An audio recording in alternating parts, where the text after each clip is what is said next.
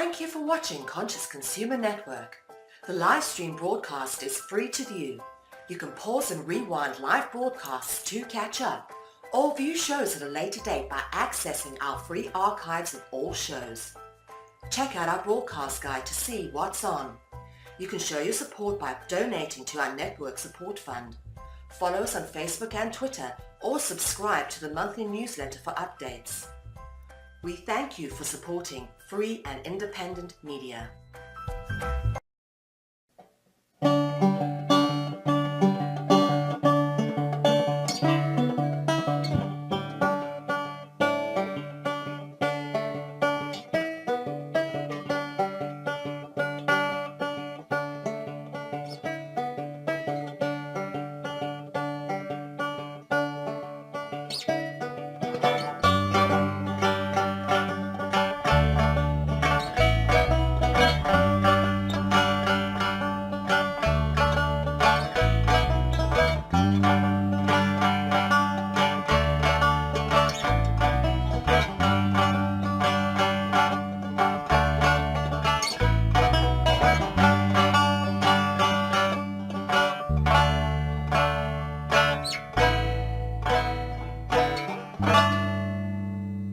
Why do war? What is it good for?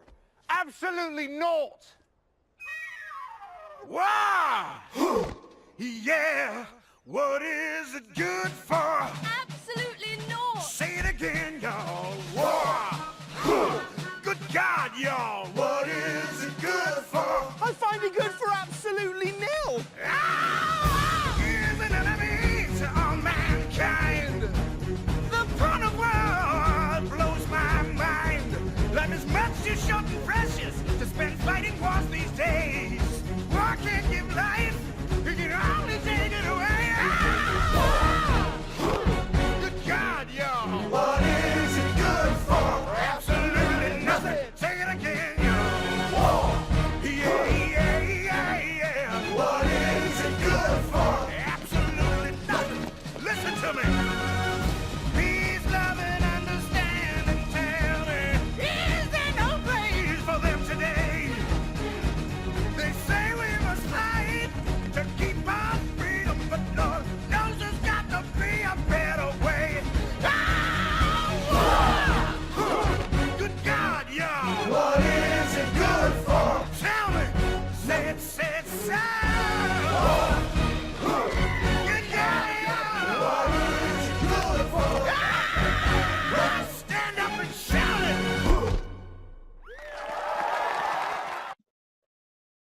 Hi, I'm Kobe. Hi, I am Coltrane. Faye. Hi, I'm Jordan. Hi, I'm Martin. Hi, I'm Nathaniel. Hi, I'm Neil, and this is Youth on Subjects of the World, and today we're going to be talking about war. So I'm pretty sure we're all familiar on what war is. I don't know how to really start this. Well, what is our experiences with war? Like think about a year or two ago, the Afghanistan and Iraq war ended, but there is conflict still in the Middle East, Mosul and ISIS. Yeah. So what is our experience with it, and how much do we know? I did a little research on it, and I know there's a lot of different opinions floating around too, and some bias. So you can't really be too sure about anything on it. So I guess I'll just give my experience, and obviously my experience with war can't really be personal because, there haven't really been any big, actual, huge wars between two countries. Ever since, if you remember, the Iraq War, another recent one, maybe the Vietnam War. We can talk about history more and the history of war, how war evolves. Of course, the war on terror is still going on with bombings on ISIS strongholds, I'm pretty sure almost every day. And there's somebody cutting in and out while I'm talking. Is somebody trying to say something? No, it could be me just agreeing. Oh, okay. So So yeah, it's really. I think maybe we should talk about because I don't know unless any of us can give like a personal experience on war, which would be a good thing during this podcast. Maybe we should give our because our experience with war is going to be limited. So maybe we should look at it from like a history standpoint moving on. But first, everybody should give their experiences. That's mine. All right, I'll start. Well, mine, I don't really, like he said, I don't really have any personal experience with war either. I just hear about it on the news and what's going on. Like he said, with the war on terror. That's just about all I've got.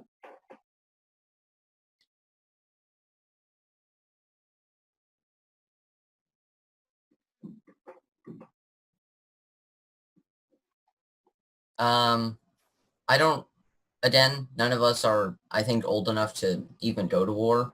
Well, some of us maybe, but I'm not. But I know that war, it hasn't affected me personally, like everyone else, but I know it has affected the world as a whole. It's just economically and, I mean, it's just not good. Yeah, pretty much the same thing as what Coltrane said. War really hasn't affected me personally. But yeah, I know that it's obviously bad and it's done a lot of harm to a lot of people. As Coltrane and Martin said, war has not affected me personally, and I'm personally not old enough to be drafting has not happened for a while. Oh, my mic. Let me see. All right, somebody else talk. I have to fix my mic. War hasn't really. Sorry. Sorry. War, I mean, yeah, it hasn't affected me personally, and I'm not old enough to experience that or know what it's like, but it's something that's been going on throughout the ages of history and now currently in modern time, and it's just not a great thing that I agree with or think solves anything. So, yeah, that's my experience with war.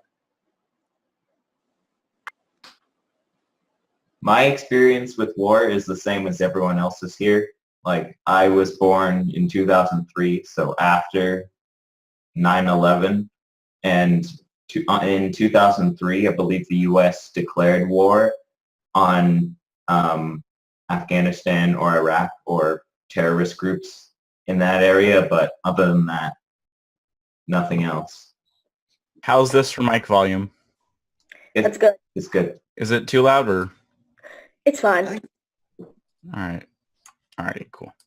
So like I was saying before, I haven't had any personal experience with war because I'm not old enough to go into the military, at least in the U.S., but I know a couple people who have been affected, like this guy who runs a restaurant in honor of his son who was killed in, I forget, I think it was Afghanistan, but I was in an event yesterday and I got to actually meet a 95-year-old World War II veteran, which was pretty cool. But yeah, I haven't had much experience with war. It's not really a great thing. I don't think any of us really wish that there was war in the world because all those people that are dying, it's terrible. But, you know, there's not much we as singular people can do about it. But as a group, I think we could try to put sort of an end to war, but I don't really know about that. Well, the amount of wars and the amount of deaths because of wars has certainly decreased, these past few years and the turning of the century. We live in the most peaceful time in human history, which is a good thing for our species, and there is hope for world peace, but most likely it will not happen as there are so many people who are not willing to give up their religions, ideologies, and a bunch of other things for world peace. There will always be someone who disagrees with you. So war is almost impossible to avoid. But we can try. We can try to sort of have world peace. don't know how long it would last, but there is hope. I have to say maybe something that's, so I want to say, what problems do war solve? And it's a very easy thing to say, war solves no problems at all. And I think it depends on context. Context always matters. So I always measure when it involves lives, you have to realize, how are we valuing lives here? For example, let's say there's a group of people that are killing 5 people. I'm going to scale down the numbers, there's a group of people killing 5 innocent people, okay? They're going to total kill 5 innocent people. We can stop them by killing all 10 of them.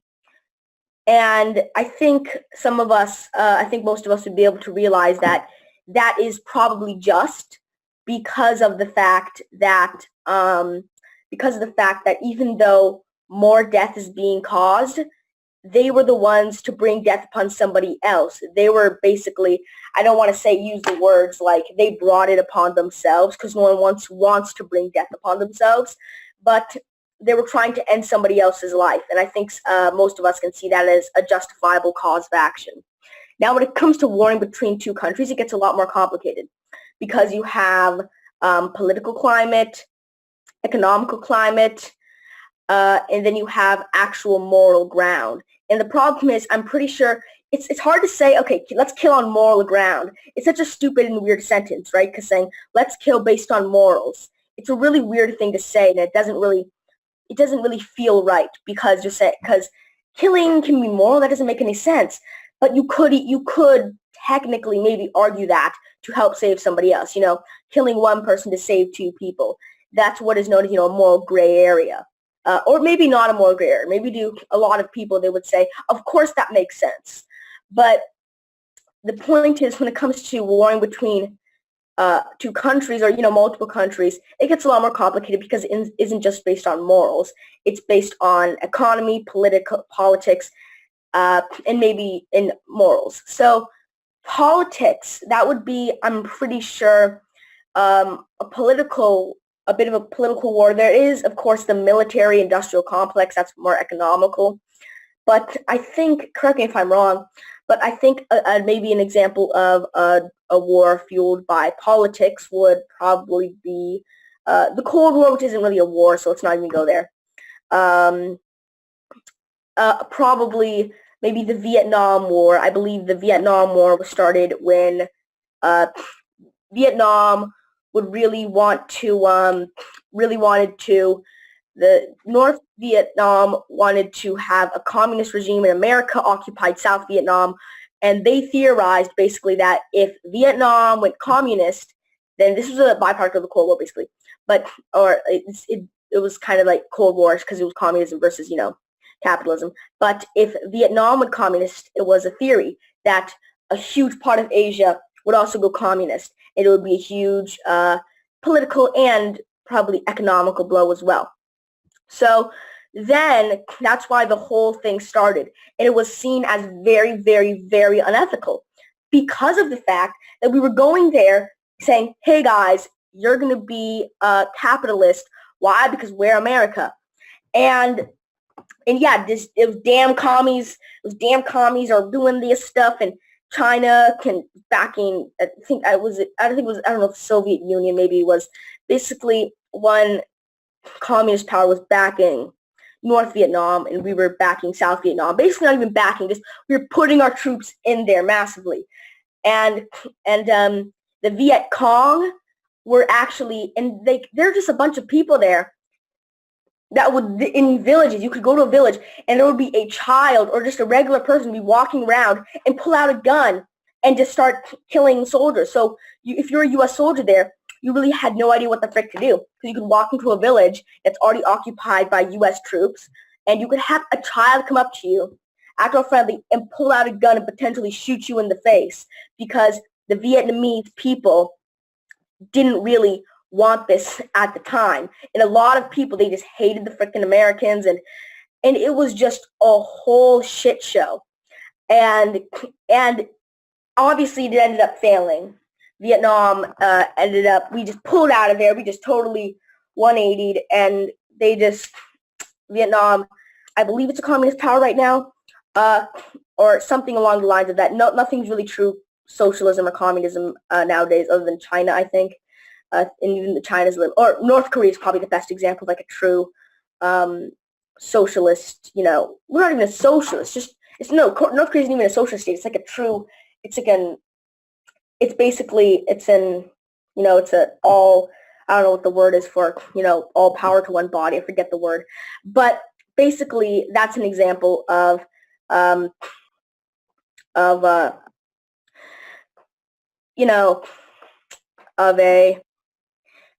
political or economically fueled war. And another example maybe would be World War II of, a moral area because of, what's happening to the Jewish people. Yeah, we don't need to go into that.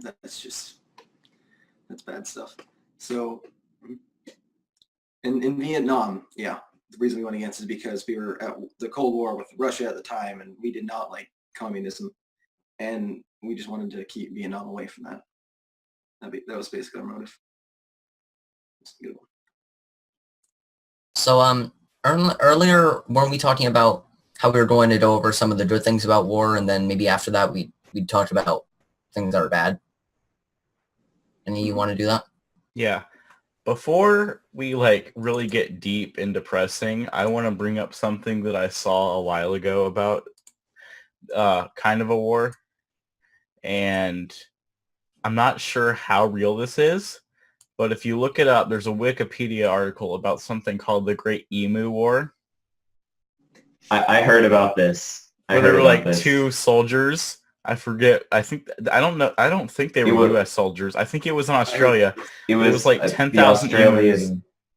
It was the Australian government declared war on emus, and they sent 500 soldiers, and they were sent right back out. Like they were defeated by emus. Yeah, and they killed. Yeah, they had. I thought it was two soldiers with a mounted machine gun. They took out 2,000 emus. I heard 500 soldiers were sent. Again, we don't know how real this is. I'm going to fact check this. Is there more context to this situation? This kind of sounds like something people would put on Wikipedia just to mess. Yeah, this sounds like a massive. I heard about this from somewhere else besides Wikipedia, but then let's look this up. Yeah. Did they just... if this is real or fictional, there seems like there'd be more context. No, Australia is just we've had enough with those darn emus. We're declaring war. Mm-hmm.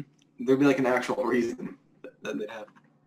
Oh my gosh, there's all these articles about... Well, they were trying to control the emu population, which is why they declared war on emu. That is... Oh my gosh. Okay. Emu war, know your meme. Oh my gosh. No, never go on Know Your Meme. That place is stupid. Yeah, no. Don't go on Know Your Meme. Here we go. All the memes. YouTube, the Great Emu War of 1932. Oh my gosh. Someone needs to make a flag of that. The emu flag. It's an emu, the Emu Republic of Australia. Oh my gosh. The emus declared communism, so Australia had to fire back. This looks like it might be legit. Holy cow. The Great Emu War. Oh my gosh. Those damn emus. I'm reading it now, and it seems like there's several attempts to get rid of the emus. A bunch of farmers were angry about it. So it mentions I think it was just a bunch of farmers with a machine gun trying to kick out 20,000 emus. We got a bunch of hippies with one singular machine gun trying to take out a couple thousand emus. Well, not that farmers are hippies. Yeah. But the rednecks, a bunch of rednecks with machine guns taking out rednecks some and emus. hippies are the exact opposite, dude. Yeah, I got those mixed up. Yeah, hippies and rednecks are two very different things. Hippies and farmers and rednecks are three very different things. Well, farmers and rednecks are kind of close. Kind of close. A little bit. Anyways, roasted. Can I get this podcast back on track? Yeah, Yes, let's please, stop please, talking please. about the Emu Shut up, War. bro. The So- Emu War. We've held off the depressing stuff long enough. Let's The dive Emu right in. War was Yeah. very nice, but Let's now just we've got to get talk to it. about Before we For the get back Emu into war, Republic. before we get back into war, I also want to note that I think this is all today is not just war, but war and conflict. So it doesn't have to be a war. Mhm. Like we could be talking about Pearl Harbor or something because that Yeah. was a conflict. Yeah. And Yeah. not all Just a note. solve with war either. Another thing. Why are we talking about modern wars? We could talk about the Shingoku Jidai period of feudal Japan. So I think maybe we should talk about. I know somebody said in our little private chat here that I forget who said an example of moral war, a more maybe fueled by morals for the North and South of the United States of America during the American Civil War. I think we can all agree that that is of course a moral issue. A lot of people don't understand the South's point of view. They just think, oh, they just loved slaves. They just hated all black people, this, and this. And that's really not the case. In fact, I'm not trying to justify slavery here. Don't get me wrong. Slavery sucks. No one wants it. But here's the thing. They actually did have a reason. A reason doesn't imply, by the way, that it's justifiable. It implies that they actually have, a reason. Now, the reason that they had was you had to understand the South's economical position. All of their economical profits came from those huge cotton plantations, all this crap, and it was all worked by slaves. Their economy was driven by slave labor. And you have to understand that. The South was extremely prosperous. It was extremely prosperous. And that is why they were just like outlaw slavery. I mean, are you shitting me? Look what's happening right now. We're in a boom of these economics, and we're not going to sacrifice all of that, and we're not just going to have this fall into disarray. So they were just like, we're not going to take this. We're not going to take this lying down. So they rebelled. And that's how the Civil War started. And if you look at the history now, obviously the Union won. And if you look at the history now, a lot of southern states, their economy isn't doing that well. Still, you can see these problems. If you look at Mississippi, right now they're the poorest state in I believe they're the poorest state in America. Not to mention the fact that I'm pretty sure a lot of the southern states, some of the southern states that were with the South, now they actually get more. You can actually look at this graph. I don't know where it is, but it tells you which states give more to the government in money than they get back, and then which states give less to the government and get more money back. Basically saying that these states need the money to stay alive and these states do not. And I'm pretty sure quite a few of those states, or some of those states, are states that are a former part of the Confederacy. And you just have to understand their situation back then. Back then they were extremely prosperous. But obviously it's also a moral war. Hell, you could even argue the South's position wasn't just economical, it was moral, because they wanted their children's children to have that prosperity. So, you can really, as much as it sucks, you can kind of almost argue both sides of the argument. And people don't really want to do that because slavery. And obviously, if you look at the conditions of how, slaves were, I mean, it sucked. It was just horrible. I think we don't even need to get into that. You can just look it up and just how horrible they were being treated. But that was the point. It was cheap, inexpensive, actually relatively free labor, because you make the money back in seconds because of how many crops they're taking. And they forced the slaves to basically forced the slaves, which slaves they wanted, to have sex and have babies, because they wanted to almost breed in good qualities. Obviously horribly immoral. It's literally human trafficking. But you can see why they did it. Not that it's justifiable, not even close, but you can see the reason. And I think we can all agree that that is a problem that war solved. Because even though it was horrible, and you have to also understand that it's a problem that war solved, but it still makes you wonder. It just still makes you wonder, like, because America would be a shadow of its former self. Would be not its former self. America would be a shadow if the Confederacy broke off. There's an alternate history hub. You can look it up. It's called Alternate History Hub, I think, or something on YouTube. Look up "What if the Confederates won the Civil War?" And it really is just I really think there's a lot more depth in war than just war solves no problems. War is just plain bad, and I'm pretty sure war is bad. But the fact that it solves like no problems, it's like you have to look at context. Context matters. If we hadn't fought back against, the Nazis, if we hadn't like gone and attacked the Nazis, because I mean, after Pearl Harbor, we joined the Allies. I'm saying we, I mean America, and we fought, the Axis powers, and so yeah. I see. Because war itself is a very bad thing, but there are always motives behind it. Because we don't just kill so many people for no reason at all. Yeah, like context matters in every situation. Well, killing is considered to be morally wrong. There can be reasons for that. There's context for war because obviously there has been conflicts that really didn't have a good reason, but a lot of wars that you hear about in history books, there's the reason for them to happen. And well, the reason might not necessarily be a good one.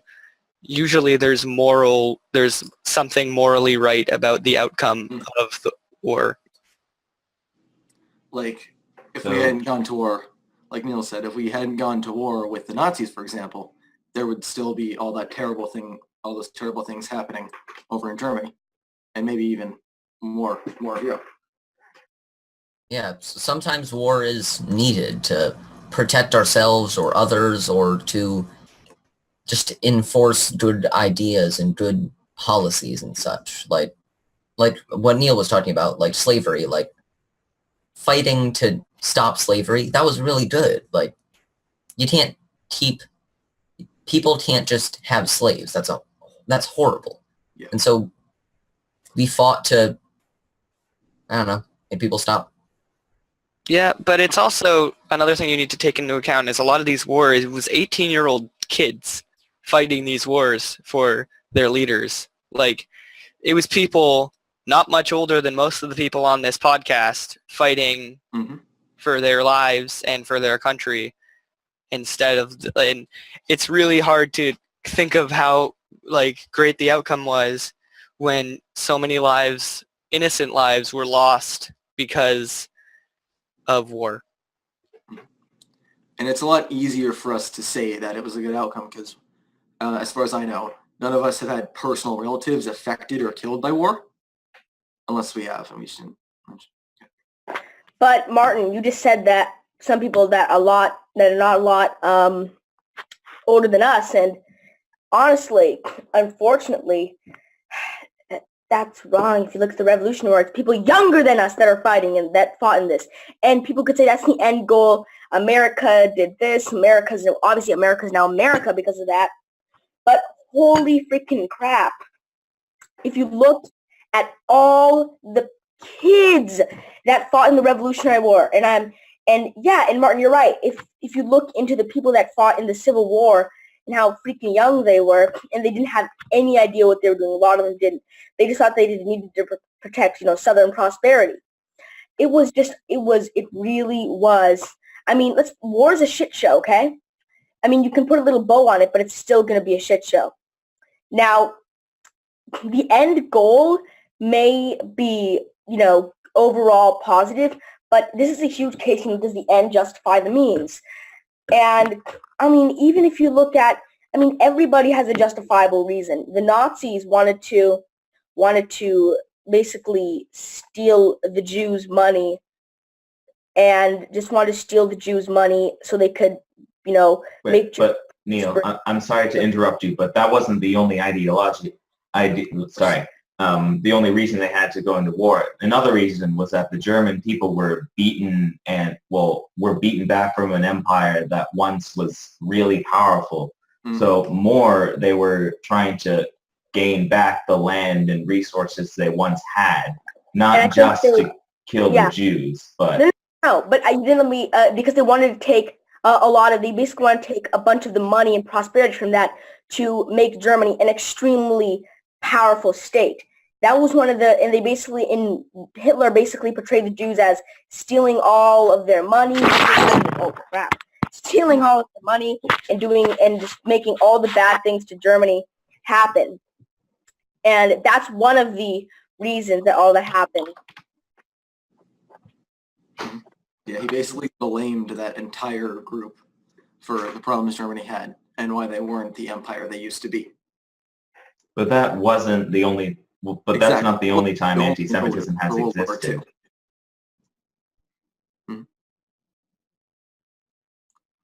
Some other ones.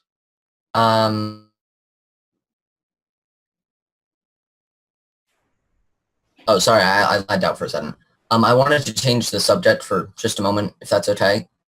I wanted to talk about nukes, because those are a thing that's also very prominent in wars nowadays. Yay, nukes. Fun. Yay! Things that can kill us all. Those things are fun to talk about. Only been used twice, and by guess who? The U.S.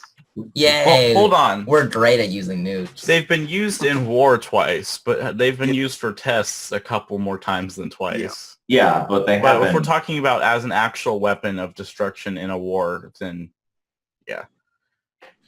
Yeah, we actually did an entire episode of nuclear war. Yeah, we did an entire episode on this topic. Was it a nuclear war or was it the apocalypse? No, there were two. It was nuclear. And nuclear war. There was an entire I didn't even know nuclear that. war. Nice. So I have a question. How do you guys feel about the way war is portrayed in media and video games and such, like Call of Duty and Battlefield and things like that? Because they all into a game, and it's nowadays war isn't portrayed as glorified as it once was. Like only like 150 years ago, I think a lot of people saw war as a romantic and exciting journey up to World War I. A lot of young people enlisted to fight for their country because they saw it as an adventure. But then they saw the true horrors and massive casualties of the First World War, as it's named the seminal catastrophe of the modern world. And now the media doesn't really portray war as a great thing, but it's a lot less than what it used to be. Actually, I think that may be starting to come back. If you look at the whole, just using patriotism as an example in America, just the amount of people that are actually, I went to a high school graduation not too long ago to watch my friend graduate from high school, and a lot of people were standing up and joining, the U.S. military. And I get the whole pride for the troops thing. People, saying thank you for protecting us and doing this, and I get that. But I think that romanticized that romanticized vision of being a soldier is coming back. Because if you look at, you can look at commercials like join the best team in the world, Army Strong. You can see those commercials when you turn on the TV. And I really think that this is starting to romanticize this. And they're just seeing like, this is the best team you could ever be a part of. Yeah. It's like volleyball. And it's like, it's horrible, because if you want to see the reality, go out on the streets and see the 20 homeless U.S. veterans and see that they have PTSD and, missing limbs. Yeah, like a lot of reasons for at least a lot of my friends who talked about joining the military growing up was video games. Like, and I'm not saying video games like that have war in them are bad. I play some of those and I don't think they're bad. I just think it should be talked about more that it is a form of glamorizing war, because young kids are seeing that and thinking, oh, I want to do this in real life. And, well, I don't think it's, like, don't get me wrong here. I'm not saying we should ban Call of Duty and all these games are terrible and we just suggest get rid of them. I'm just saying we should probably be a little bit more cautious around it. Although at this point, the Call of Duty franchise needs to lay down and die. They're overdoing it. Yeah, I feel like Call of Duty is starting to die out. I don't think FPS games themselves, they might be starting to die down a little bit, but I think it's mainly Call of Duty just because of how repetitive it's starting to get. Yeah, it's because people, like, video games overused World War II. They used the same scenarios, like being a soldier on the Eastern Front or being in D-Day. But a lot of the time, they don't include a lot of minor battles, like being a soldier from the Philippines fighting in the Marshall Islands or something, or being an Australian soldier, or being in the Siberian campaign the Japanese had and failed against it. Call of Duty number 152, the Great Emu War. No. That's going to be it. Call of Duty number 152, the Great Emu War. Yeah. And I feel like when it comes to books, it's portraying the exact opposite. Like, a lot of books, well, when you look at books coming up with war scenarios, books and movies, like fictional war scenarios, like Star Wars, one of the most popular, I think actually the most popular franchise of all time, Star Wars, literally has wars in the title. Like, it's, and a lot of people, because not everything in it is about war, but a lot of people just kind of brush it off as, oh, it's all fictional.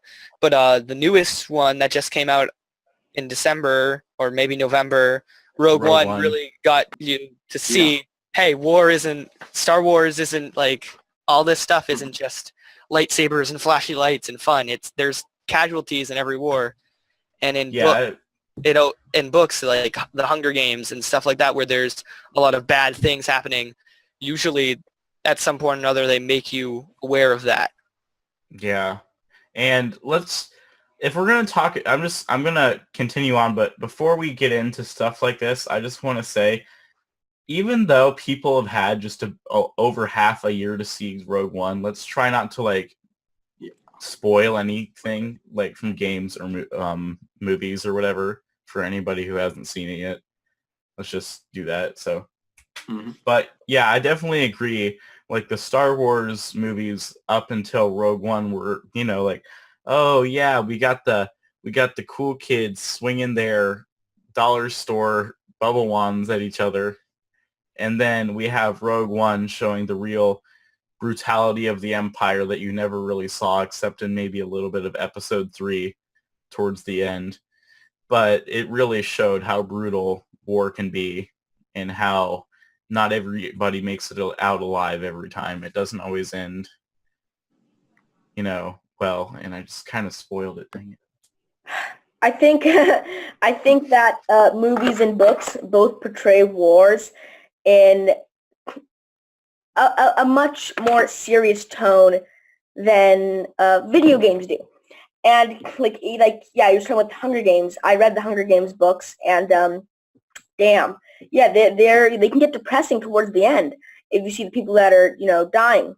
Oh, by the way, Darth Vader's Luke's dad. Whoa, I just spoiled everything. Sorry, guys. So, dude, that movie's only been out for like 30 years. What the heck? I'm sorry, man. I'm so sorry. But another thing is that, video games, I think that, I find it very interesting just how the media is very quick to demonize video games. Like, video games are the reason people are so freaking violent. And if you really look at it, I mean, yes, there are psychopaths everywhere.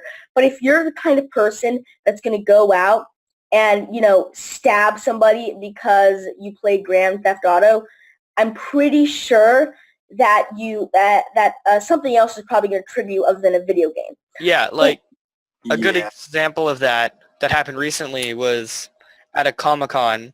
which if you don't know is a convention for pop culture. Everyone here knows what Comic-Con Yeah, is. but I was talking to the viewers, which also probably know what it is anyway. Thankfully, I hope our viewers, maybe some of our viewers aren't nerds and they don't know what Comic-Con Yeah. is. Oh, I just insulted everybody.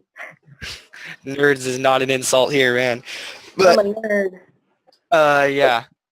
Anyways, like some guy tried to murder the Green Power Ranger and all of the like bad cops. So he said, and like What? stuff like people are getting all angry, like, oh, it's this media and all this stuff, and that's what's portraying violence, and that's why this guy is trying to do that. And like, no, this guy had problems already.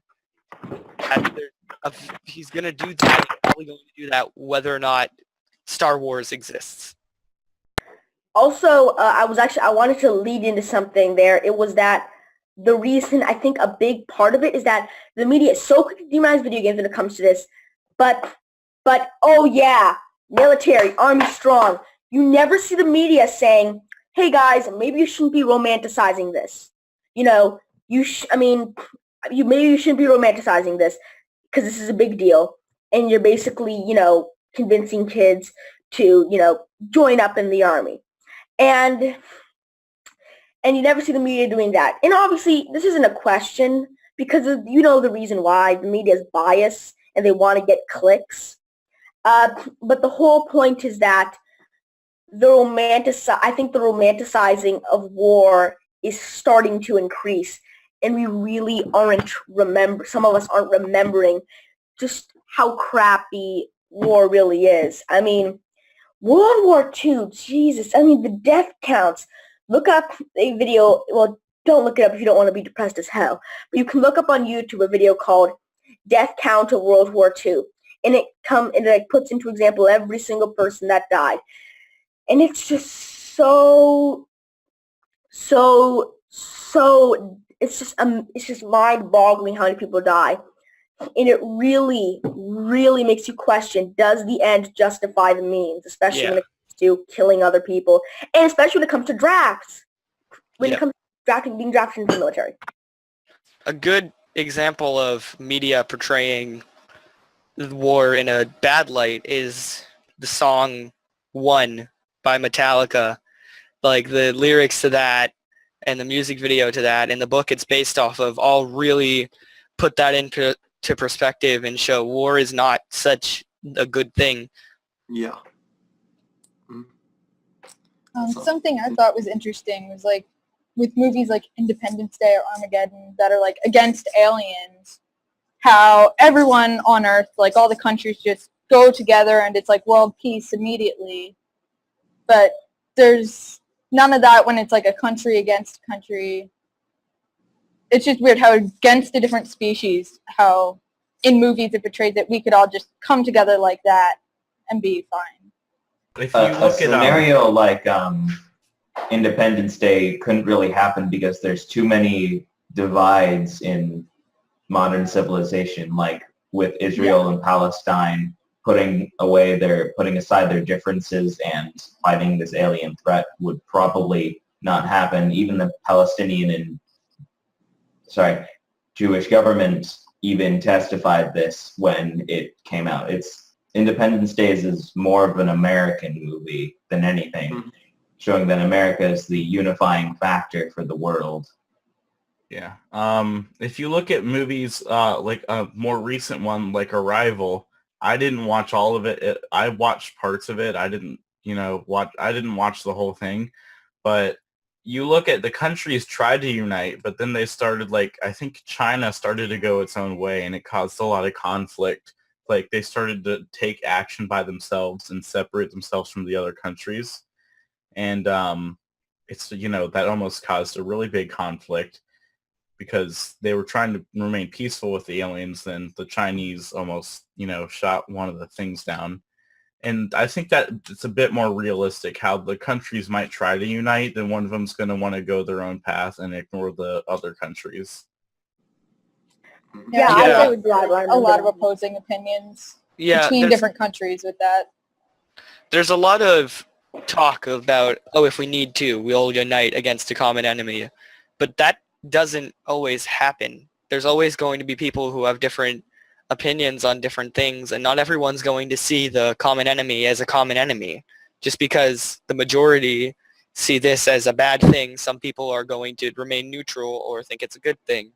So Example, Switzerland in World War II. Just think of them, completely 100% neutral. yeah, like It's going to stuff be like the alien apocalypse. The aliens are dropping down meteors. Switzerland's just going to be sitting there. I don't think anything's happening right now. yeah, like, and there's always going to be that one guy who's like posting on Facebook, I don't believe this. There's no aliens. Stop telling me there is. Like stuff like The that. Earth is flat. Mhm. Yeah, like stuff like that. Like even things that you think is it's the easiest thing that you can get together and say, oh yeah, this is obviously what's happening. Like everyone can agree on this one thing, but there's always going to be a group of people who disagree for whatever reason, even if it doesn't make any sense at all. There's still going to be that one guy with the Earth is flat, aliens aren't real, the moon landing was faked, like all that kind of stuff. There's no way for everyone to agree on one single thing. I want to bring up two things that one of these I've talked about before in person, and I want to thank Tanya for bringing it up. But the first thing is Hitler in World War II. What he did, and I want to say this right now, I'm not justifying Hitler at all. What he did was terrible, but he thought what he was doing was right. He thought he was justified in what he was doing, and that what he was doing was good for his country. He didn't think about how terrible it is. Like, I'm trying to think of a good example. He thought it was a good thing for him and his country. He didn't see the other side of it. Like I said, I'm not defending Hitler. What he did was terrible. And the other thing I want to bring up is, like, extending off of what Martin said,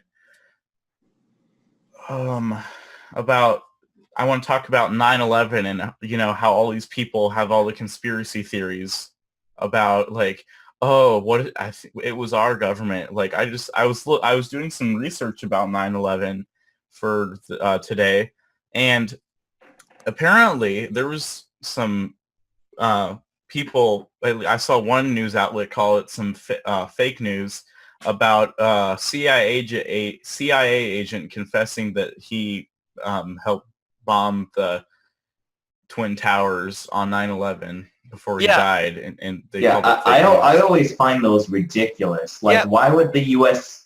want But- to demolish the World Trade Centers? But at the same time, is it so ridiculous? Like, I'm not saying I'm one of those conspiracy theorists, because there's a lot of questionable stuff with those theories, but I don't ever rule it out, because some of the points they present make sense. And Yeah, when you have stuff like that, like CIA agents on their deathbed confessing things like that, it makes you think, even if it's not true, there's probably there's more going on there. Can't be all of this evidence for nothing. I think there's probably more to the story than people know. Oh, yeah, I thought- of course. Yeah, like a lot of people will, when they'll hear the conspiracy theorists, they'll just shut their ears and they'll become closed-minded about it. And I'm not saying you should listen to a conspiracy theorist. Otherwise, it's just not good. There's a lot of bad theories. And, but there could be a couple reasons why the government would actually do something like that. I can't, give a good example off the top of my head. But if you really start to theorize about it, they could have reasons, and it's always good to be open-minded and never be completely close-minded about things like that. Yeah. I actually Just Always be skeptical. yeah, question everything, trust no one. But I actually have an example of why they would do something. There's a theory going around that, not a theory going around, but it's a conspiracy theory that America they staged the bombing of Pearl Harbor. The Japanese never really did it. And the reason for that, or they knew it was coming, or, basically the American government wanted it to happen. They knew it was going to happen, whether they directly contributed to it or not.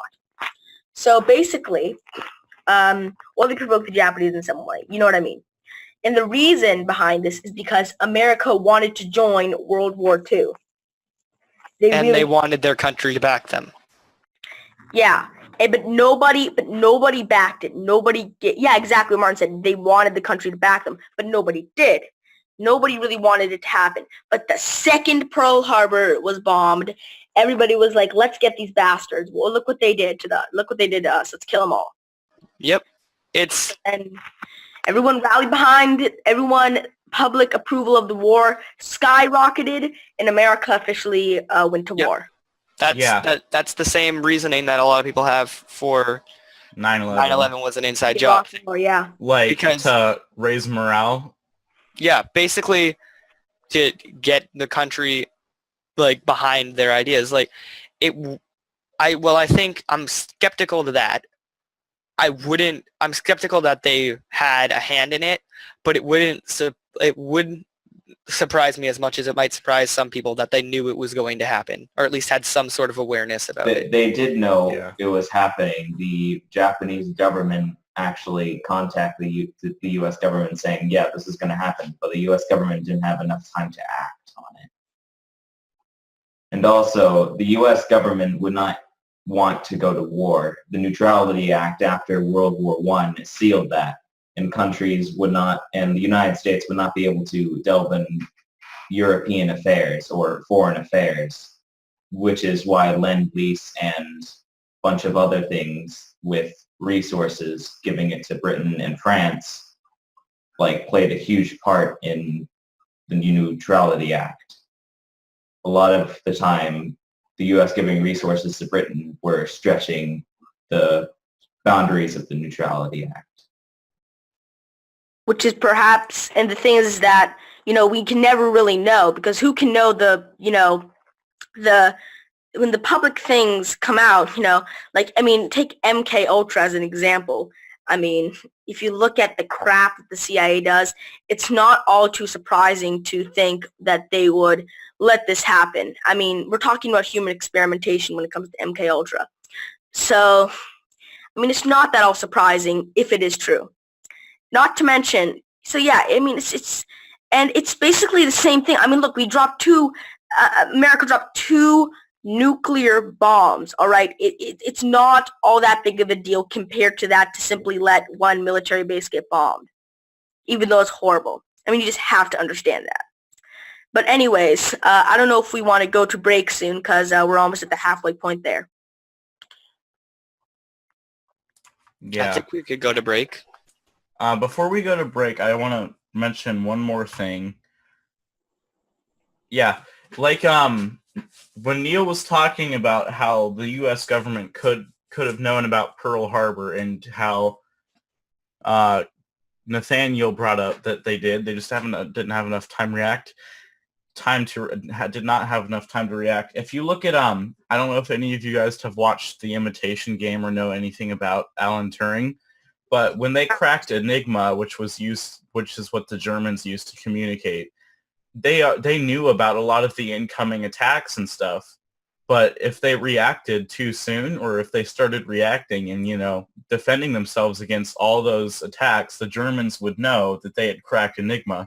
So they had to be strategic about how they reacted, when they reacted, because otherwise they're one big deciding factor on how the war would turn out and how much faster it could end, could be taken out of their hands. But at the same time, if they didn't react at all, there's a lot of lives that they could have saved if they didn't. Oh, hey, we have welcome back. Dude, what happened? His there was a storm at his house, and he had to turn off his PC so that it didn't get fried. Yeah, there's been a lot of storms lately, and there's been a few times where my PC has been shut down by our power going all wacky, so I wanted to make sure it didn't happen this time. But anyways, I'm back. So, I think we're going to go on break now. Yeah, you came back so we could go on break.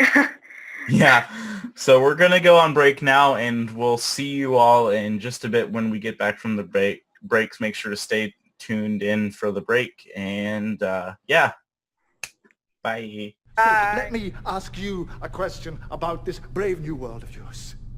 When you've killed all the bad guys, and when it's all perfect and just and fair, when you have finally got it exactly the way you want it, what are you going to do with the people like you? The troublemakers. How are you going to protect your glorious revolution from the next one? We'll win. Oh, will you? Well, maybe you will win.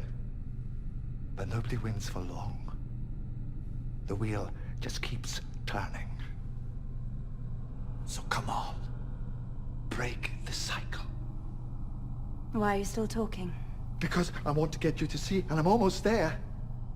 Do you know what I see, Doctor? A box. A box with everything I need. A 50% chance. For us too.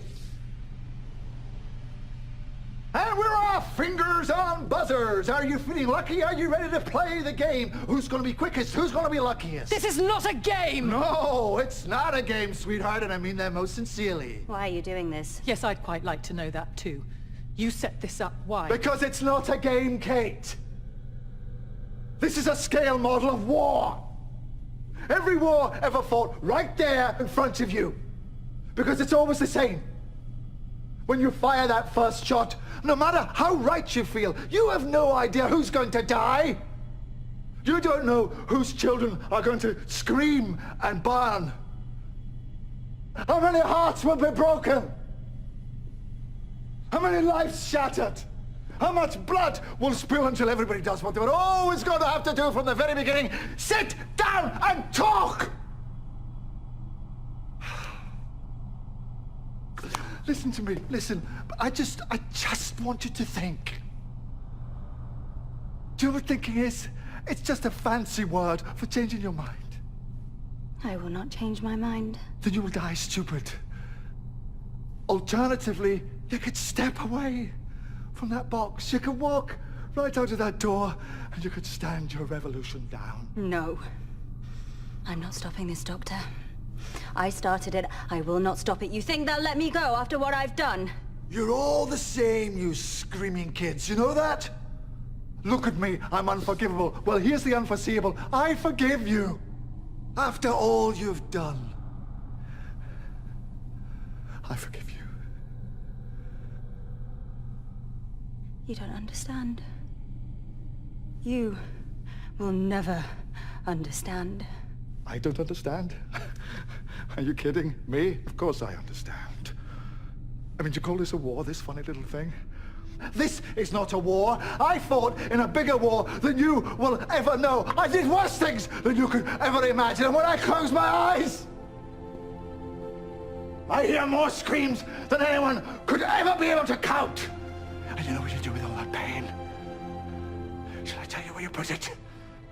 You hold it tight. Till it burns your hand. And you say this: no one else will ever have to live like this. No one else will ever have to feel this pain. Not on my watch.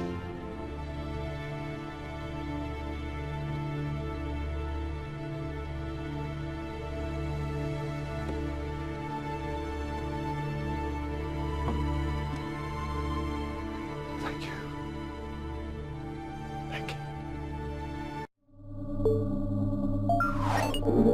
Don't forget to subscribe to the official Doctor Who YouTube channel.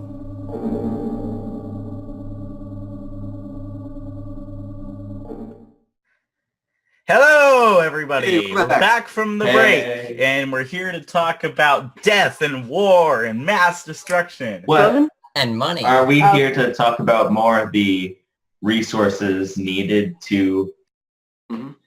keep a war going Yeah. and But we what can do starts that. wars and the And like philosophy? the financial aspect of war, like how much money the US spends a ridiculous amount of money on war. Forget war. Right now, the U.S. military budget is ridiculous high. We could cut our military budget in half and still have the highest military budget in the world. And right now, relatively speaking, we're at peace. I mean, yes, there's a war on terror going on, but compared to a war between two countries, it's not really, comparable, financially speaking. And it's like, it's unbelievable. But a lot of people because, hate us as well, so there is that as well. Damn. yeah, but I mean, the allies that America has, and the whole thing, the incentive of just having nuclear weapons, we could probably just cut our military budget in half and be fine, just because we have nuclear weapons, and the incentive, and it's basically like the fact that we have nuclear weapons is a huge incentive not to attack America. Nuclear weapons are a deterrent at their heart. Yeah, because you don't really want to use them because things get really messy with the radiations. You don't want to use nuclear weapons. Yeah. No one's gonna use them unless it's like Unless literally the only option. Mm-hmm. Yeah, the U.S. has enough nuclear weapons to destroy every country in the world 3 times over. Yeah, it's ridiculous. Yeah, and President Trump, he recently added, I forget how much money to the budget, but it's about 80% of how much the Russian Federation spends on its military. Oh my gosh. Did you know, I think it's North Korea, but they have a system called Dead Hand, where if they ever get nuked, or it's got a bunch of sensors all around North Korea, or if they ever get nuked, they will send all of their nukes to everyone else that they can. Yes, they're 20 nukes. They're 20 Are they developed? How developed is their missile technology? Because you see just now they've developed an intercontinental ballistic missile, as far as we know. Well, they made one work, but they have missiles that are capable of almost reaching them. Like they can definitely reach basically parts of Asia. They can reach Alaska and Hawaii, I think, as well. Yeah, so they're starting to expand. They're definitely starting to expand, so they're becoming more of a big... North Korea is becoming a larger threat, but it's not quite a big... definitely, if North Korea wanted to start a war, they could just nuke Japan, and it would be a huge deal. Yeah, North Korea can't invade any country because they can barely feed themselves. Seriously, they can't invade anyone. Yeah, if they tried to... They could start a war. I mean, by all means, if they started a war... it would be a big deal, but it wouldn't last long. And if they finally had the guts to start something, it wouldn't be very long before the war was over. If you compare North Korea's military size to its population in its country, North Korea actually has an extremely large military when speaking in just troops. It actually has, I think, top 10 in, just troops alone. I mean, North Korea has a rather impressive military, especially considering the fact if you look at the size of their country.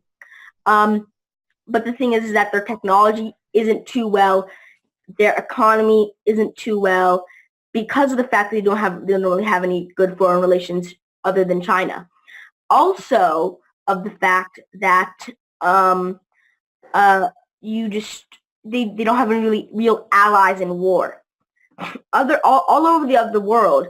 I mean, if you're going to start a war nowadays, it's going to involve a lot of people, just as how interconnected we are nowadays, economically speaking. I wanted to make a quick interjection real quick. It turns out Dead Hand is not a North Korean thing. It was used by the Soviet Union in the Cold War. Soviet Russia. Yes. And it's not, I don't think it's currently known if it's still in use today. So, wanted to correct myself. Yep. Gotcha. Thank you for correcting yourself. And I would like to correct myself, too, as well. Like I said that if the North Koreans started a war, it wouldn't last very long. What I mean by that is it could spark a larger war and make it last very long. But I'm saying in itself, if the world or even America decided that North Korea was a threat and they wanted to take it out, it wouldn't be very long before North Korea was almost gone. Yeah. North Korea itself, but then you have its allies to deal with. Yeah, like China, which is a huge deal. North Korea's alliance with China is dwindling. It's at a very low point now because... It's still there, though. Yeah. Yeah, it's still there, but it's going away very quickly. And North Korea may not have any allies pretty soon, Yeah. Yeah. or But just even- collapse. I'd like to bring up that even though that, like Nathaniel mentioned about North Korea having a weak, I almost said partnership, ally relationship with China, that if the relationship was still strong, or if it were to peak, that would be a huge deal for the U.S. economy because of how Yeah. much of stuff Yeah, we if you think about how much manufacture in we Japan. import. It would be huge. Mhm. I'd also like somebody just who's watching pointed out to me that it's nice that we all have the freedom to talk about North Korea without, having the threat of being killed or Right. tortured like Mhm. some of the North Koreans do. Oh. I love Sorry, North Korea. not some of the North Koreans. All of the North Koreans, not some Yeah. of them. No, Tommy's allowed to talk about it, but Joe over here, no. Because if Joe is found out talking about it, bad things are gonna happen. Kim Jong-un is Who's gonna Joe? be It's just hypothetical. Hypothetical guy I just made up. Oh, okay. Oh, okay. I thought we were talking about one of the people in here. Like, who's Joe? Which one's Joe, goddammit? Okay, Hey, Poor Joe. Joe. But not to mention, we're seeing a lot of cyber war is starting to become more prevalent. Not to mention the fact that we're getting a lot more because we're developing more programs to basically crack software. I mean, I don't want to get into a whole debacle with Russia hacking U.S. servers to change the election. Because we don't know that. But I mean, that's still an ongoing It's still a thing that's going on right now, and cyber war is starting to become a lot more prevalent. Eventually, we may even fight our wars with robots by trying to take strategic, economical, or political points. Well, another thing to take into account, if any of the people watching this have watched our podcast on AI, you'll know that we talked a lot about how AI isn't far from being a thing. And if AI happens, war is going to be very, very different. Mhm. AI is already a thing, by the way. We're already... I mean advanced artificial intelligence. Yeah, you mean like learn- self-aware artificial intelligence? Like, what do you mean by... Because AI is... Because, I mean, they're... general like, term. It's very... I'm sorry? I can't hear you. You're breaking up. Oh.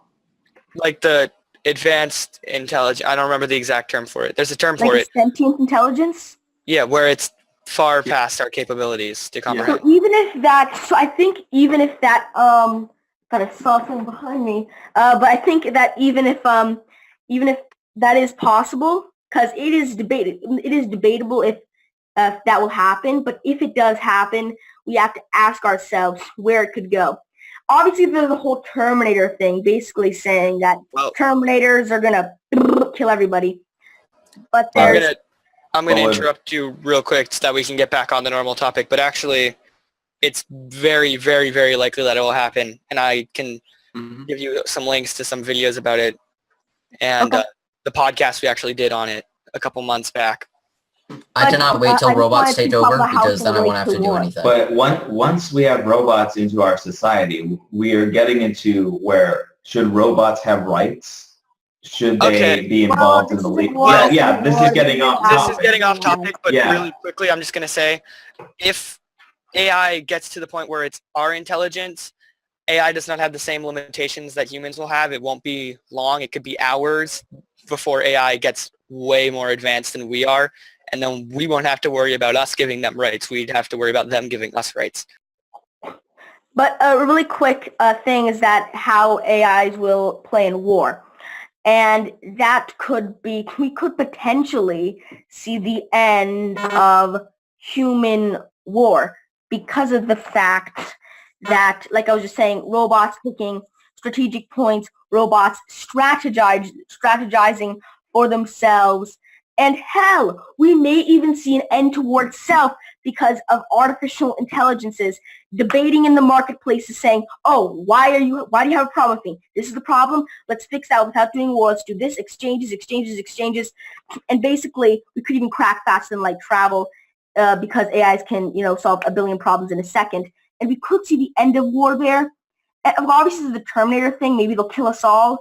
But I almost see it as more of an emotional thing unless we're harming them and they don't have emotions. So where do we see the future war going? Obviously, that is my take on it. If AI research continues to develop as it is, we could possibly see an end to war itself.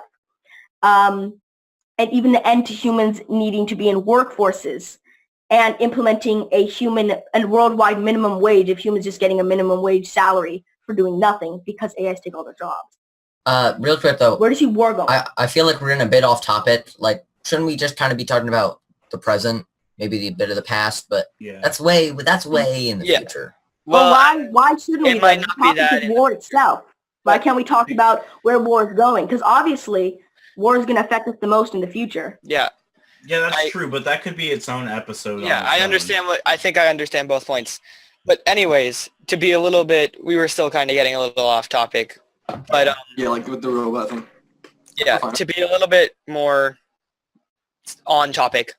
I think talking about anything that relates to war, whether it's robots or not, is relevant. I mean, the entire podcast is about war. But we still haven't talked about why wars are fought. Yeah, it wasn't just staying at robots to war. It was getting a little bit more argument-y, and that's getting a little bit more economic. We're getting a little bit more to the economics of war. If it's okay to talk about it or not is make us taking up more time.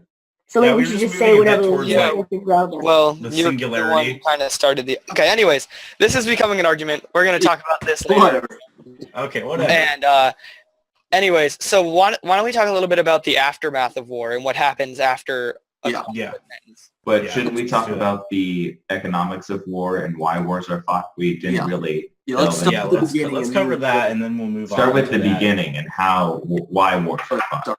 As Neil mentioned at the beginning, there are many different reasons, like moral, ethnic, and political reasons. Like a war was once fought because a ruler refused to go to a dinner party. And stuff like that happens. Yeah, and as we mentioned in the beginning, and we were all laughing about, a war was fought. The Australian government declared war on emus because they were becoming a nuisance to farmers. But what does everyone have to say on the economics of warfare and the reasons why war is fought? Well, I'd like to start by saying that war, it gets started for some crazy reasons sometimes. Like, it's just sometimes crazy things. Like the littlest things can set off war. It really depends on the situation, but just the smallest things, like, just to give an example, the North Korea could be having a meeting with Trump, even though I highly doubt that'll ever happen peacefully. If it does, Kim Jong-un. Did you get a little closer to your mic, Jordan? Yeah, sorry. Kim Jong-un could be having like a meeting with Trump, and then let's just say he shoots a bald eagle in front of like Trump while it's like live streaming on TV. That would be a big deal, just because of the way what it symbolizes. Like the littlest things can start a war, and I want to point that out. Yes, because I know every single politician and leader, they love to bring around animals just in case they need to shoot them to make a message. Yeah. Somebody just pointed out to me, how do all of you guys feel about the refugees from Syria, and how is that affecting them and the rest of the world?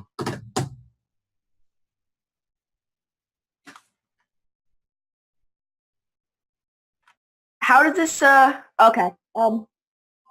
Crap, I keep getting those notifications. Sorry. I'm going to turn that off.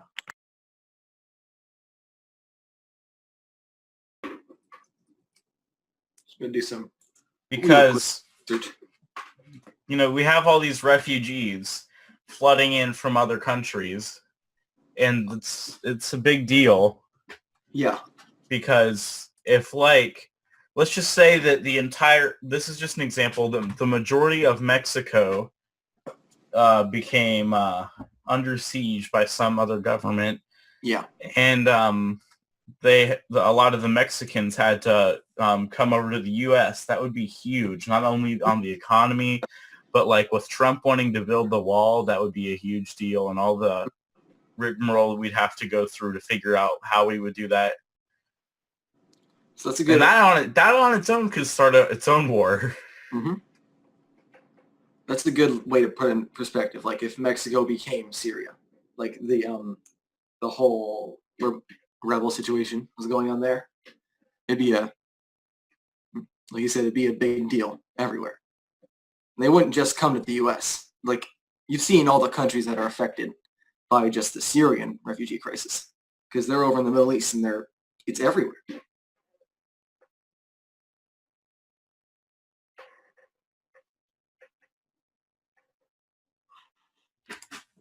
Awkward moment of silence. Yeah. Awkward silence. Sorry, I was drinking this. I wasn't paying attention. Looking more at the refugee thing. All right, let's pull up the Okay. 7 pages of notes that I printed out and put them to use. 7 pages. I think that the refugee crisis, though, it's causing a big problem in Europe, and it brings up an ethical issue too. Just because what's happening. I mean, if you look at where Sweden is right now, Sweden's rape rate has risen. It's like has risen by 1,500%. It's I think it's like the second. It was like at some point the second highest rape rate in the entire world. And then another rate. It's like, why are we denying these children and families that? And then it's like, oh wait, but we could be inviting these rapists and murderers because literally Sweden just brought a bunch of people in, and it got seriously dangerous there.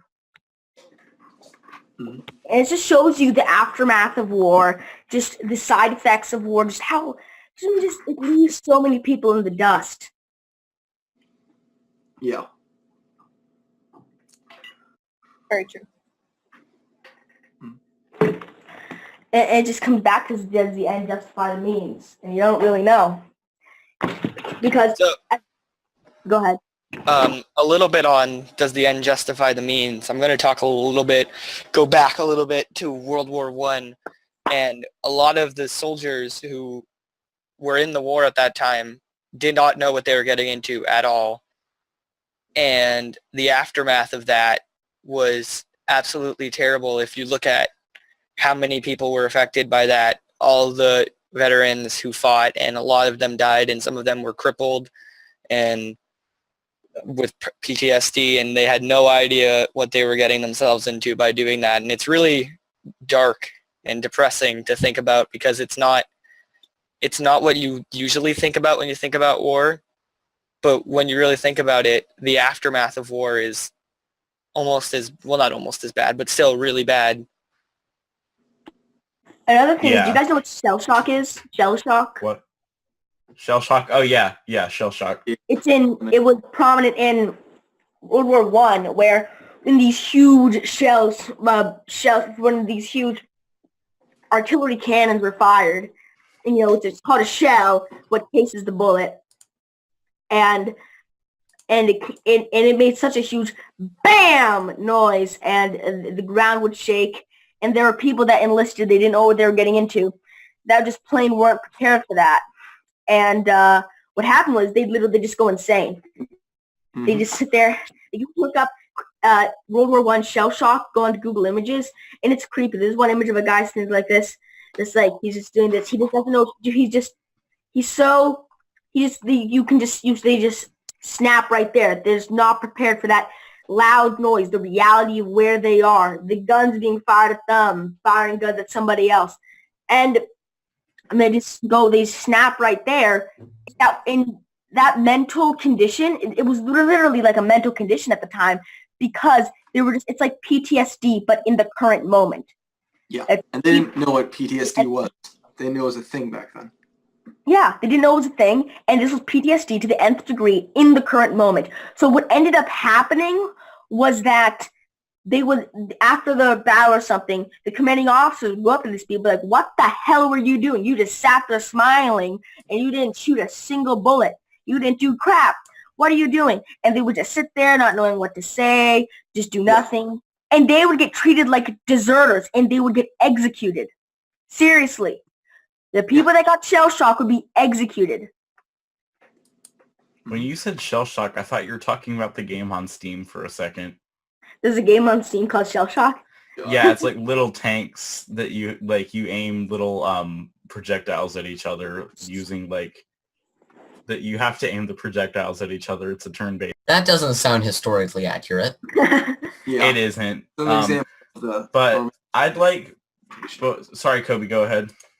It's another example of like what we were talking about, what the media and what games do.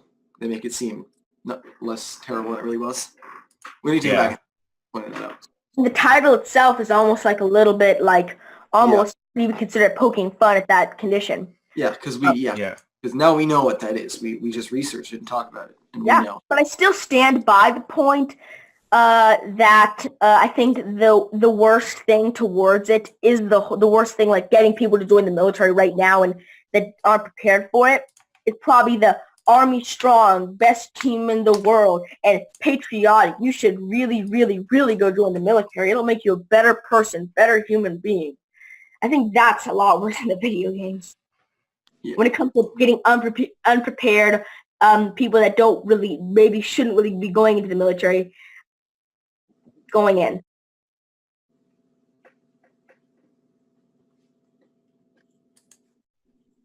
Okay. I wanted to bring up something. Even though we've been going back even to the Civil War. I don't know, we didn't discuss the Civil War.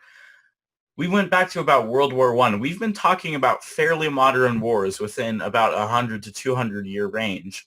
I feel like there's wars like the Revolutionary War and even if we go really far back to like Roman wars and stuff. We're staying relatively new and modern wars, whereas we could be talking about very old wars.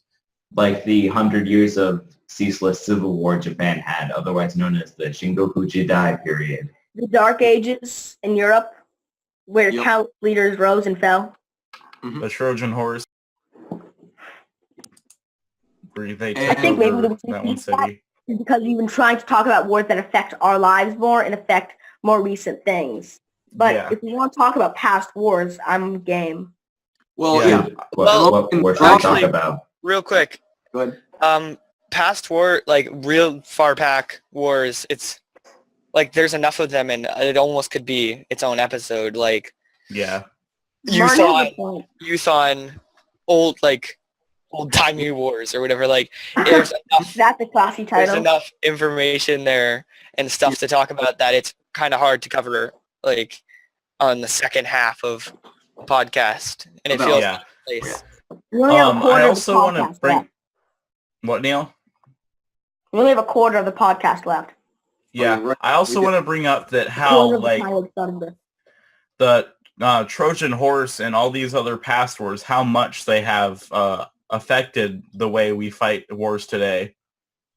I also want to bring up one other thing that I went to a Civil War reenactment a while ago, and I found it really interesting that before guerrilla warfare, how organized war was. That's what I want to talk about, yes. You'd see like... Because they would walk up to each other with the rifles, stand not 15 feet away from each other, shoot, and then they take like a good 30 to 45 seconds to reload their gun while they're 15 feet away being shot at, and then shoot. This was because before the Swedish invented the firing line, using guns was a lot more ineffective because you would just have a bunch of guys running around with guns and just firing, no proper formations or anything. Yeah. And after the Swedish invented that, it really modernized warfare and introduced us into what we know, into wheel-lock guns and flintlock guns and also matchlock and a bunch of other things, and eventually leading up to the carbines of the Civil War.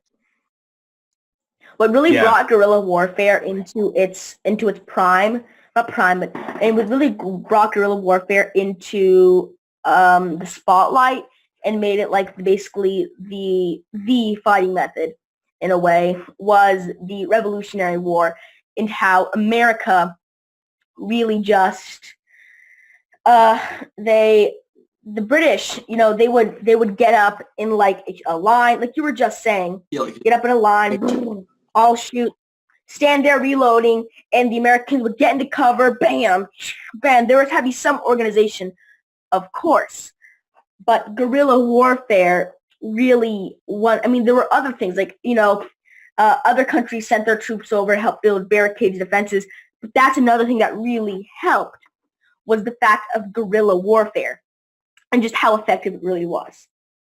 And how we didn't realize that before.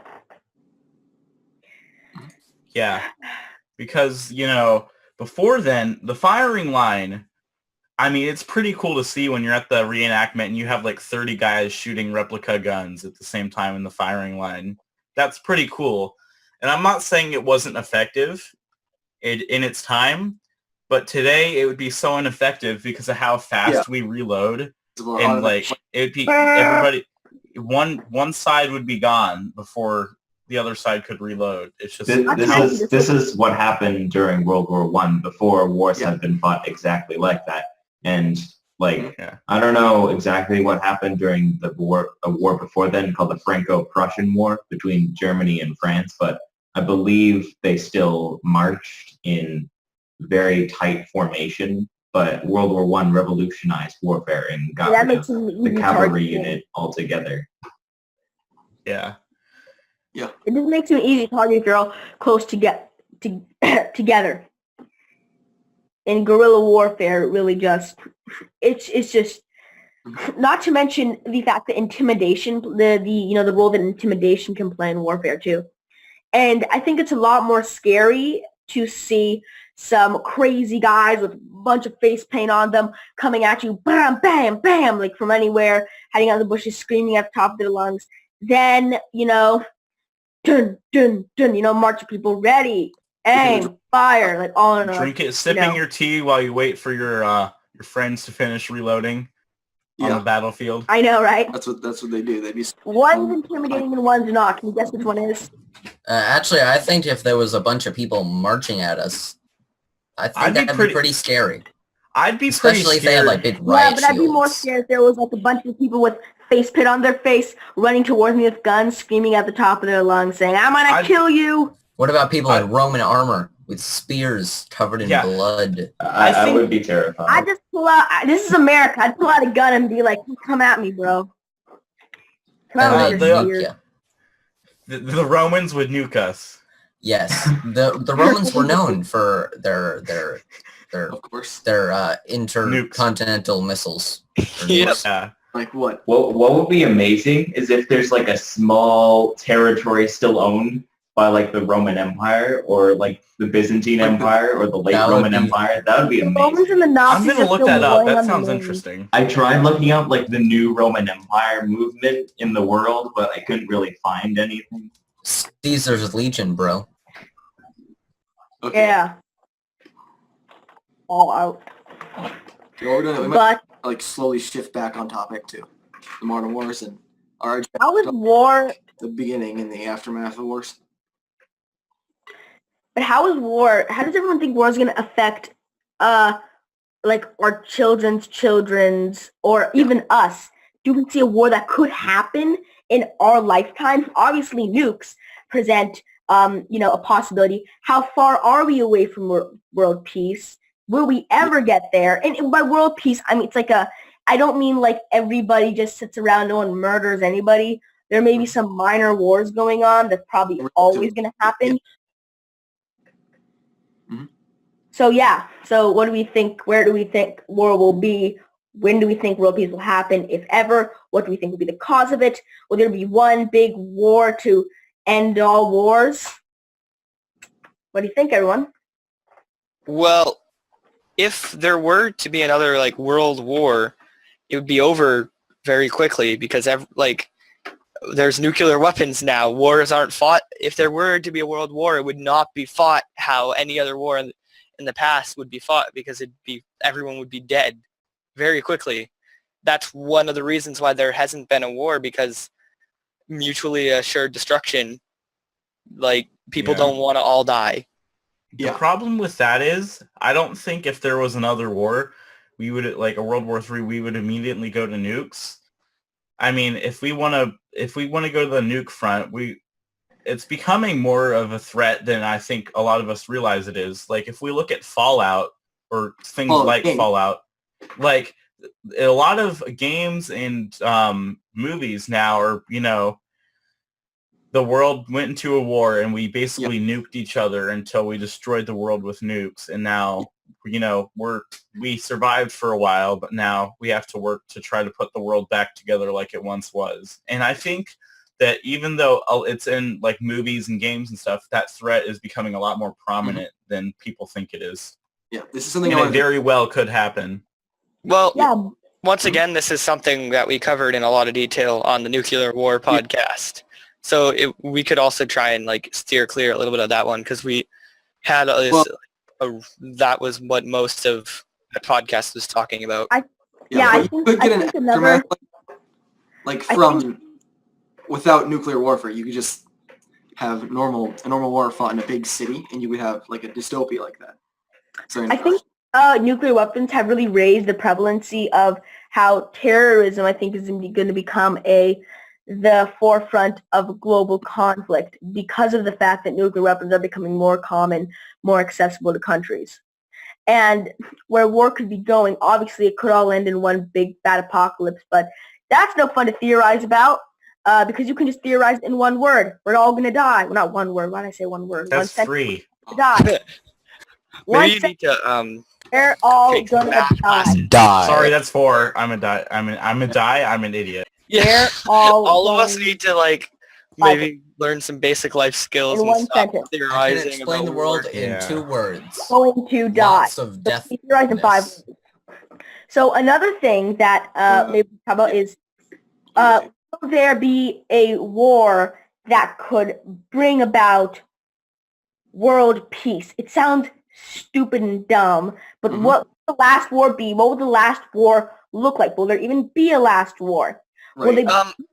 Will it even be fought with humans? Yeah. How many humans will die? If there's a war that causes world peace, it would be a war that ends human life, or at least most of human life. Yeah. Because a nuclear war, a war to end wars would be a nuclear war, which is probably, if we ever have another world war, that's what it will be, will be a nuclear war, and we're all going to die, and then technically the world will be peaceful because there's no humans to mess with. make war. war. I'm saying what will be the last war? Not a war to bring about peace, but what would be the last war? The world will be over.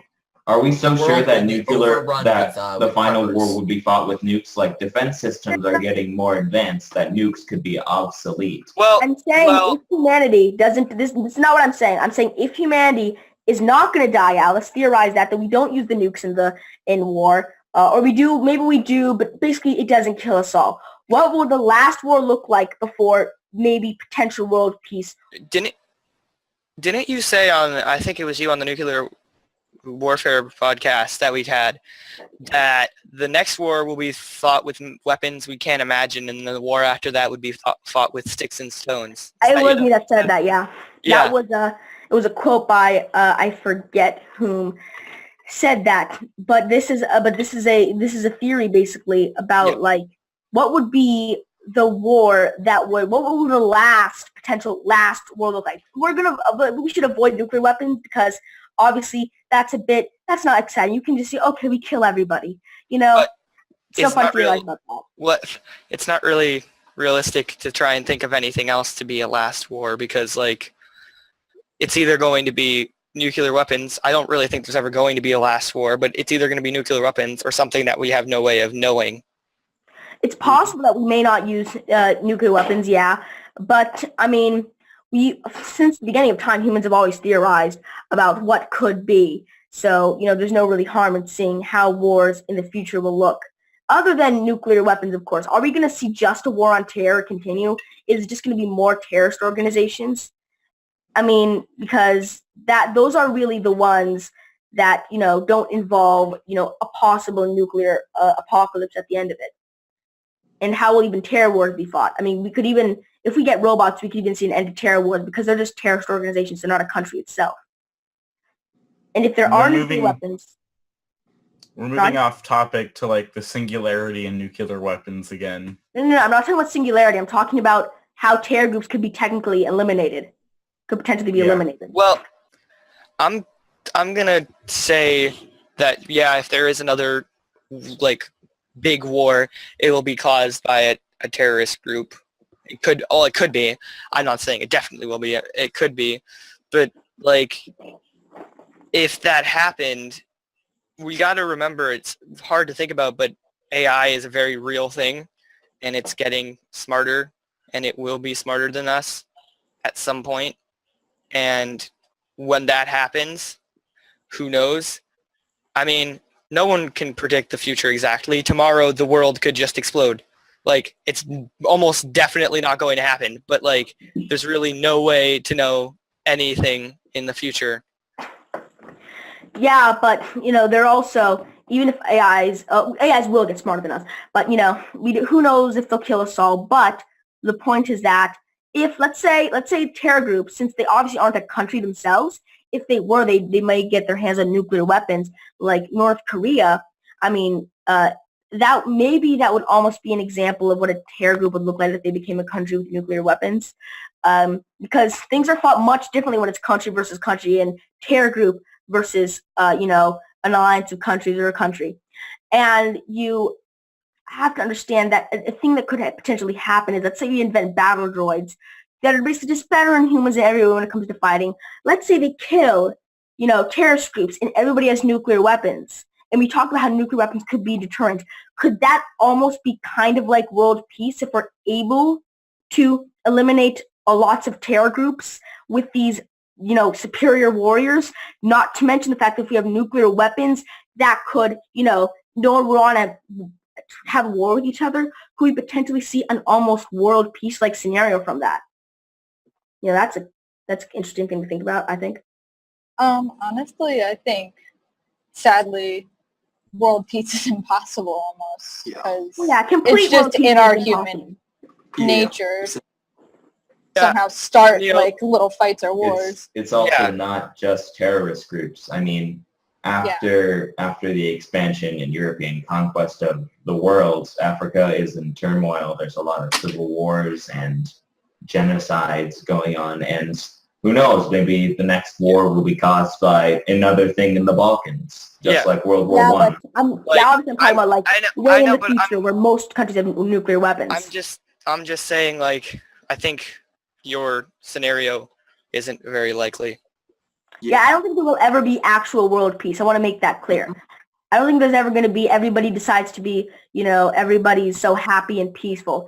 I mean, as in a world peace standpoint where countries are so advanced that most of them have nuclear weapons.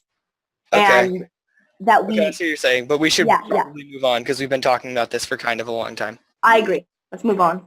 But war could end. War could end because war is becoming obsolete. It's better to buy resources than to attack another nation because of it. Yeah. Not saying conflict will end. We're just saying war will end, basically. Now, things. We're talking about resources. I want to mention oil and how big of a deal that is and what that's causing. And like the oil, I don't talk like this normally, and I'm not one of those people who's like, the oil companies control the world, but they are a very big factor because of how reliant the world is on oil. We use it for a lot of things. Yeah. And it's like they are a huge factor in what happens in the world. Like, one of the reasons I feel like the technology isn't quite there yet, but one of the reasons the industry, at least the automobile industry, isn't quite moving to electric as fast as it could is probably because of how big the oil industry is and how much of a profit they would lose if the automobile industry moved away from needing to be as reliant on oil, and how big of a deal Not that to would be mention the for it. oil. Yeah. Yeah, and how that could relate to world conflict in a way. I mean, Yeah. take Fallout, for example. The game, I mean, that started from a worldwide oil crisis and resource crisis. That's how the whole thing started there. Yeah. We should do our own. We should do a entire podcast just on like renewable energy Yeah. sources or something. Yeah. What's interesting that's happened a lot on this podcast is we've started to touch on subjects that have a lot to do with war, but are different enough that it's really makes you think how much like war is a part of the world, even when you in things that you don't think about. Like you realize that it's huge and it affects so much. It just puts it into perspective. Yeah, war has integrated into modern society as it has for 12,000 years since humans have been around. There's also a lot of wars that don't include fighting, that are just among politicians and companies trying to get the most resources or customers or money. And mutual neighborly disputes, like your dog walked on my lawn. How something dare like you? that. How could you do this to me? Your Not to dog mention walked on how- my lawn.